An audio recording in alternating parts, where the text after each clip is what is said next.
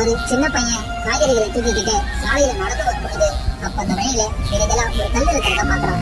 இத பார்த்த அந்த சின்ன பையனும் இந்த வழியில வரவங்க போறவங்க யாராச்சும் இந்த கல்லு தடிக்க விழுதா எல்லாம் வருது, ஆமா யாரோ என்னவோ விழுந்துட்டு போறாங்க, நமக்கு என்ன அப்படின்னு யோசிச்சுக்கிட்டு அவனும் அந்த கல்லை கடந்து அவனோட வீட்டுக்கு போறான். சாயந்தரம் ஒரு அம்மா அந்த வழியில நடந்து வரும் பொழுது அந்த கல் தடிக்கு கீழே விழுந்துடுறாங்க. அந்த சின்ன பையனும் ஓடி போய் பாக்குறான். பார்த்தா விழுந்தது அவனுடைய அம்மா. அவனும் அவனுடைய அம்மாவை தாங்கிக்கிட்டு நடந்து வரும்பொழுது காலையில நம்ம அந்த கல்லை பார்த்தப்பவே அந்த கல்லை ஓரமா தூக்கி போட்டுக்கணும், யாரோ என்னவோ விழுந்துட்டு போறாங்க, நமக்கு என்ன அப்படின்னு நினைக்கிற அந்த கெட்ட எண்ணத்தாலதான் இப்ப நம்ம அம்மாவுக்கு என்ன நிலைமை அப்படின்னு யோசிச்சுக்கிட்டு சோகமா போறான். நண்பா, யாருக்கோ என்னமோ நடந்துட்டு போகுது, நமக்கு என்ன அப்படின்னு நினைச்சு நீங்க முடிவு போனீங்கன்னா அந்த நிலைமை உங்களுக்கும் வருன்றத மறந்துடாதீங்க. இந்த குட்டி ஸ்டோரி பிடிச்சிருந்தா மறக்காம லைக் பண்ணுங்க.